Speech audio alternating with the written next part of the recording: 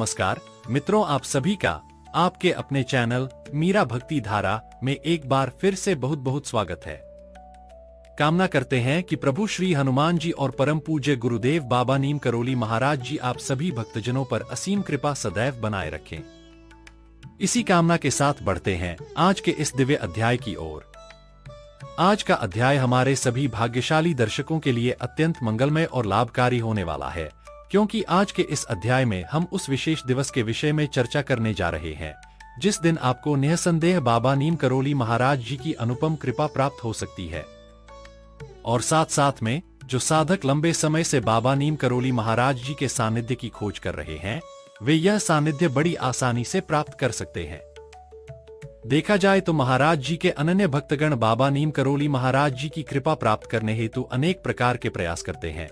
बाबा नीम करोली महाराज जी को प्रसन्न करने के लिए अनेक साधन अपनाते हैं, परंतु क्या आप जानते हैं कि एक अत्यंत सरल विधि द्वारा आप अपनी प्रत्येक भावना सहजता से बाबा नीम करोली महाराज जी तक पहुंचा सकते हैं और बाबा नीम करोली महाराज जी की कृपा के पात्र भी निश्चित रूप से बन सकते हैं। आइए अब उस विधि के विषय में चर्चा करें, किंतु इससे पूर्व एक महत्वपूर्ण बात आपको ज्ञात होना चाहिए। यदि आप इस अभ्यास को कर रहे हैं तो आपको एक बात हमेशा याद रखनी होगी कि बाबा नीम करोली महाराज जी सदैव यह कहते हैं कि मुझे प्राप्त करने के लिए किसी विशेष आडंबर की आवश्यकता नहीं है। बाबा नीम करोली महाराज जी यहाँ तक कहते हैं कि यदि आप पूजा पाठ और अनुष्ठान के नियमों का पालन नहीं भी करते, आप पूजा पाठ करने वाले व्यक्ति नहीं भी हैं, तो भी अत्यंत सरलता से आप मुझे प्राप्त कर सकते हैं। बाबा नीम करोली महाराज जी अत्यंत सरल हृदय वाले, दयालु हृदय वाले महान संत हुए हैं। इसलिए बाबा नीम करोली महाराज जी अपने अनन्य भक्तों को हमेशा यही समझाते हैं कि सरल और सहज स्वभाव को आप अपनाएं। इसी सरल और सहज स्वभाव से आप इस विश्व को जीत सकते हैं। इन सरल वाक्यों में बाबा नीम करोली महाराज जी ने इस सच्चाई को स्पष्ट करने का प्रयास किया है। अब हम विधि के विषय में बात करते हैं। देखिए, यह विधि क्या है। मैं अपना अद्भुत व्यक्तिगत अनुभव आपके साथ साझा करने जा रहा हूं, जो आपके लिए अत्यंत लाभदायक सिद्ध होगा। आप सभी के बहुत से प्रश्न आते हैं कि जिस विधि विधान से आप बाबा नीम करोली महाराज जी तक अपनी बात पहुंचाते हैं, वही विधि हमें भी बताइए। तो इसी विषय पर आज का यह अध्याय प्रस्तुत है। आइए जान लेते हैं कि विधि क्या है। देखिए, हर चीज का एक सुनिश्चित समय होता है, एक निश्चित तिथि होती है। इसलिए जैसा कि आप सभी जानते हैं, बाबा नीम करोली महाराज जी को श्री हनुमान जी का महाअवतार माना जाता है। यह भी आपको ज्ञात होगा कि श्री हनुमान जी के लिए एक विशेष और सुनिश्चित दिवस है, वह है मंगलवार का दिवस। इसी कारण यह छोटी सी विधि आप मंगलवार के दिन अवश्य कर सकते हैं। और यही अनुभव मैं व्यक्तिगत रूप से आपके समक्ष प्रस्तुत कर रहा हूं कि यदि आप पूरे सप्ताह में अत्यधिक व्यस्त रहते हैं, जो कि एक स्वाभाविक सी बात है, क्योंकि इस आधुनिक युग में हम सभी किसी न किसी कार्य क्षेत्र से जुड़े हुए हैं। जीवन में समय के अभाव के कारण समय के साथ कदम मिलाना हमारे लिए अत्यंत आवश्यक हो जाता है। इसीलिए जीवन में पीछे न रह जाए, इसीलिए हमें इस बात का विशेष ध्यान रखना होता है।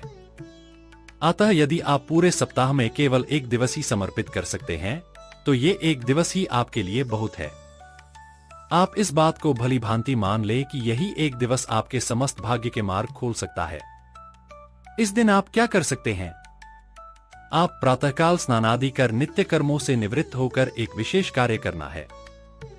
यदि आपके घर के समीप कोई श्री हनुमान मंदिर है, तो वहां जा सकते हैं। यह आपके लिए बहुत अद्भुत होगा। यदि यह भी आपके लिए संभव नहीं है, तो आप अपने गृहस्थान में, जहां भी श्री हनुमान जी और बाबा नीम करोली महाराज जी का स्थान बनाया हुआ है, अर्थात जहां पर भी आपने श्री हनुमान जी और बाबा नीम करोली महाराज जी की स्थापना की है या कोई छवि चित्र है, वहां पर स्नानादि करने के बाद एक तेल का दीपक प्रज्वलित करना है। बहुत छोटी सी और सरल विधि आपको बताने जा रहा हूं। यह कार्य बहुत ही आसान और सरल है।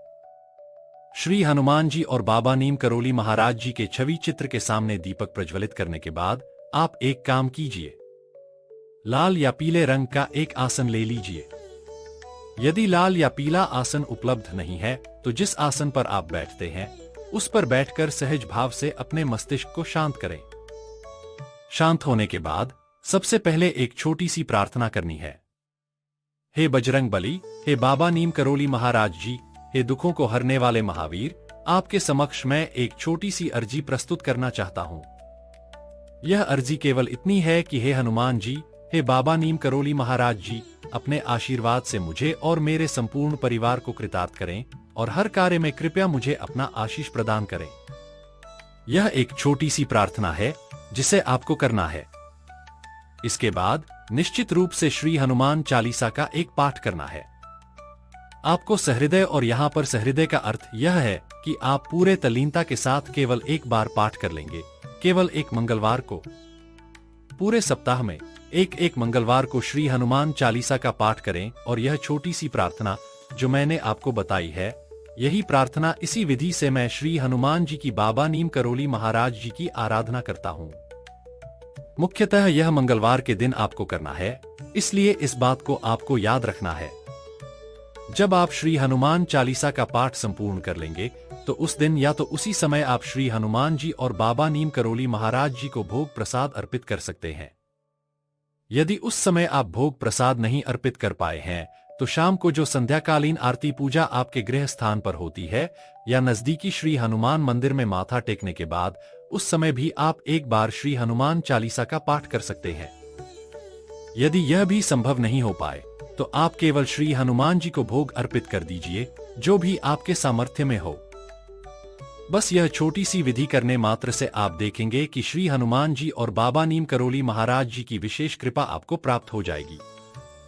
क्योंकि जैसे मैंने आपको प्रारंभ में बताया, हर चीज का एक निश्चित समय और निश्चित तिथि होती है।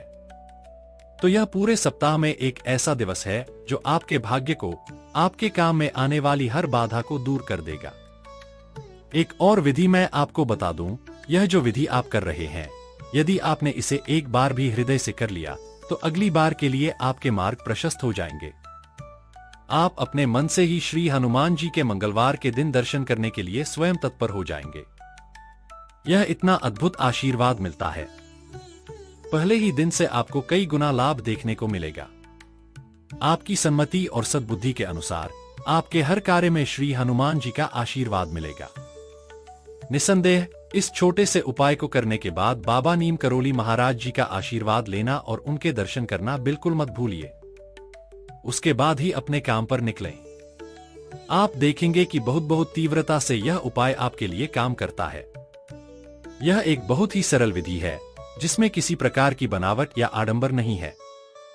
केवल छोटे से इस उपाय को करने से ही आपके सारे मार्ग प्रशस्त हो जाते हैं। क्योंकि श्री हनुमान जी को बाधाओं से मुक्ति दिलाने वाला कहा जाता है, इसलिए मुख्यतः उन लोगों के लिए यह उपाय अत्यंत लाभकारी है जिनके जीवन में कोई अड़चन आ रही है, काम बनने में देरी हो रही है, मेहनत के बावजूद फल नहीं मिल रहा है या भाग्य का साथ नहीं मिल रहा है। यह उपाय उन सभी के लिए अद्भुत और सटीक है जो कर्ज या किसी बीमारी से परेशान है। इस उपाय को करने से जीवन में निश्चित रूप से आपको लाभ मिलेगा। कामना करता हूं कि आज का यह अध्याय आप सभी को बहुत पसंद आया होगा और इस विधि को अपनाकर श्री हनुमान जी और बाबा नीम करोली महाराज जी का आशीर्वाद लेना आप बिल्कुल नहीं भूलेंगे। तो यह था आज का अद्भुत और दिव्य अध्याय। आप पर श्री हनुमान जी और बाबा नीम करोली महाराज जी की कृपा बनी रहे। आशा करता हूं कि यह अध्याय आप सभी के लिए अत्यधिक लाभकारी हो और आज के अध्याय के माध्यम से अवश्य ही आप कुछ सीख पाए होंगे। इसी कामना के साथ विदा लेने का समय भी आ गया है। विदा लेने से पहले समय है प्रार्थना का। यही प्रार्थना करना चाहूंगा कि बाबा नीम करोली महाराज जी सभी को सन्मति और सद्बुद्धि की प्राप्ति कराएं। इस संपूर्ण सृष्टि का, इस संपूर्ण लोक का कल्याण हो। इसी कामना के साथ विदा लेता हूं। मिलते हैं अगले अद्भुत और दिव्य अध्याय में। तब तक के लिए जय श्री राम, सीताराम, जय हनुमान, जय जय बाबा नीम करोली महाराज जी।